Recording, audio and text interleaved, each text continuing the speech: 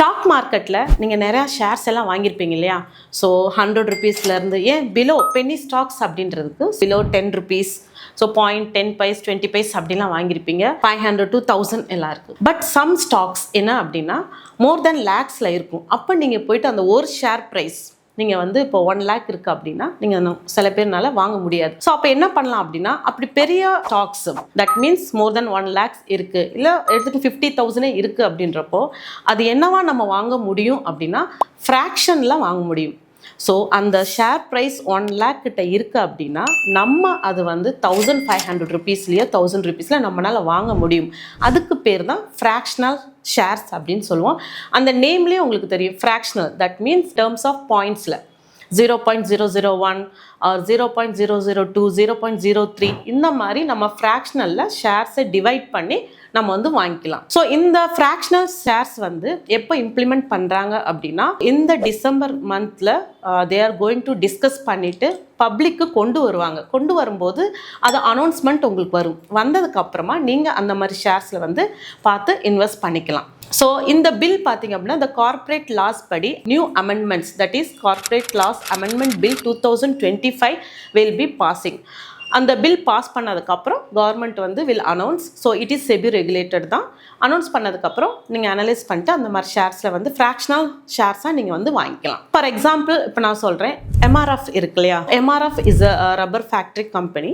So இந்த கம்பெனிஸோட share price for example ஒரு share price வந்து 1,32,000 இருக்குது அப்படின்னா அது நம்ம எப்படி வாங்க முடியும்? நான் ஒரு 5,000க்கு வாங்கணும்னு நினைக்கிறேன். என்னோட இன்வெஸ்ட்மெண்ட் வேல்யூ வந்து 5,000, பட் ஷேர் ப்ரைஸ் வந்து 1,32,000 இருக்குது அப்படின்னா இந்த 5,000 நம்மளால் வாங்க முடியும். டிவைட் பண்ணி பாருங்கள். ஸோ 5,000 டிவைடட் பை 1,32,000 டிவைட் பண்ணிங்கன்னா உங்களுக்கு இந்த ஃப்ராக்ஷன்ஸில் எவ்வளோ வாங்கணும்னா 0.0378 நீங்கள் வந்து அமௌண்ட் ஆஃப் ஷேர்ஸ் வந்து நீங்கள் வாங்க முடியும். நீங்கள் எவ்ரி மந்த் லைக் SIP மாதிரி நீங்கள் வந்து மந்த் ஆன் மந்த் இந்த ஷேர்ஸ் வேல்யூ நீங்கள் ஆட் பண்ணிகிட்டே போகலாம். இப்போல்லாம் மார்க்கெட் டவுன் வருதோ அப்போல்லாம் நீங்கள் நம்பர் ஆஃப் ஷேர்ஸை வந்து வாங்கி வச்சுக்கலாம். So next page industries எடுத்துக்கிறங்க.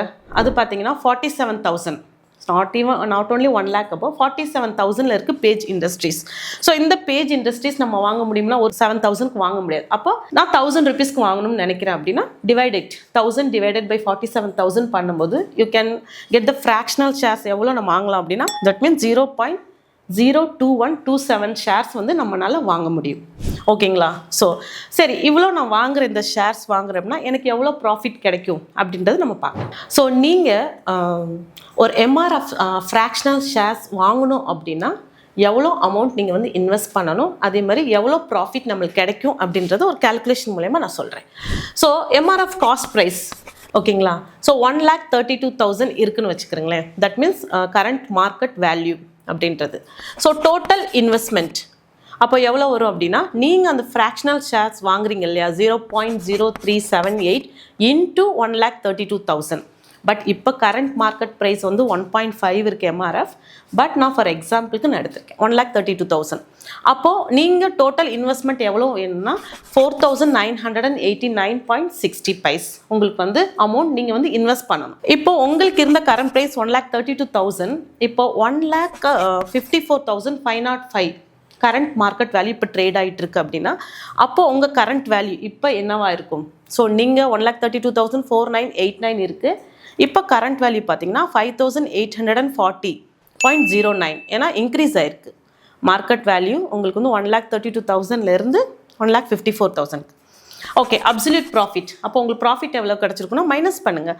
5840.09 minus 4989.60 minus பண்ணிங்கன்னா உங்களுக்கு கிடைக்கக்கூடிய ப்ராஃபிட் வந்து 850 rupees 49 பைஸ். ஸோ நீங்கள் இன்வெஸ்ட் பண்ண அந்த அமௌண்ட்டுக்கு உங்களுக்கு கிடைக்கக்கூடிய ப்ராஃபிட் பார்த்தீங்கன்னா 850 rupees கிடைக்குது. ஓகே, ஸோ இந்த 850 rupeesக்கு அப்போ எவ்வளோ பர்சன்டேஜ் அப்படின்னு பார்ப்போம். தட் மீன்ஸ் CAGR பார்த்தீங்க அப்படின்னா 850 இருக்கு இல்லையா, டிவைடட் பை 4989.60 நியர்லி 17% உங்களுக்கு ரிட்டர்ன்ஸ் வந்து பர் ஆனம் பார்த்தீங்கன்னா 17% CAGR கிடைக்குது. ஸோ இது மட்டும் இல்லை, நீங்கள் ஃப்ராக்ஷனல் ஷேர்ஸ் வாங்கும்போது உங்களுக்கு அடிஷ்னலாக என்ன வரும் அப்படின்னா டிவிடெண்ட் வேல்யூ ஆட் ஆகும். ஒரு ஷேர் ப்ரைஸ்க்கு உங்களுக்கு வந்து 3 rupees டிவிடெண்ட் வேல்யூ ஆட் ஆகும்னா அதுவுமே நீங்கள் இதில் இன்க்ளூட் பண்ணிக்கலாம். கம்பெனி ஷேர்ஸில் உங்களுக்கு வந்து என்ன அப்படின்னா ஸ்டாக்ஸ் வாங்கும்போது உங்களுக்கு டிவிடெண்ட் ஆட் ஆகும் இல்லையா? ஸோ அந்த டிவிடெண்ட் ஃபார் எக்ஸாம்பிள் 3 rupees இருக்குன்னு வச்சுக்கிறீங்களேன் பர் ஷேருக்கு. அப்போ நீங்கள் நம்பர் ஆஃப் ஷேர்ஸ் வாங்கியிருக்கீங்களா இன்டூ 3 பண்ணிங்க அப்படின்னா உங்களுக்கு அதுக்கான வேல்யூ கிடச்சிரும். ஸோ நீங்கள் ஒரு பெரிய ஷேர்ஸ் வாங்குறதுக்கு பதிலாக அது நம்ம சின்ன அமௌண்ட்டில் இந்த ஷேர் வாங்க முடியுமா அப்படின்னா அது வந்து ஃப்ராக்ஷனல் ஷேர்ஸ் மூலியமாக தான் வாங்க முடியும். ஸோ இந்த டீட்டெயில்ஸ் உங்களுக்கு புரிஞ்சிருக்கும் அப்படின்னு நினைக்கிறேன். ஸோ உங்களுக்கு டிமேட் அக்கௌண்ட் ஓப்பன் பண்ணும் அப்படின்னா கீழே கமெண்ட் செக்ஷனில் வந்து எஸ் அப்படின்னு கமெண்ட் பண்ணுங்கள். நெக்ஸ்ட் வீடியோவில் பார்ப்போம். தேங்க்யூ.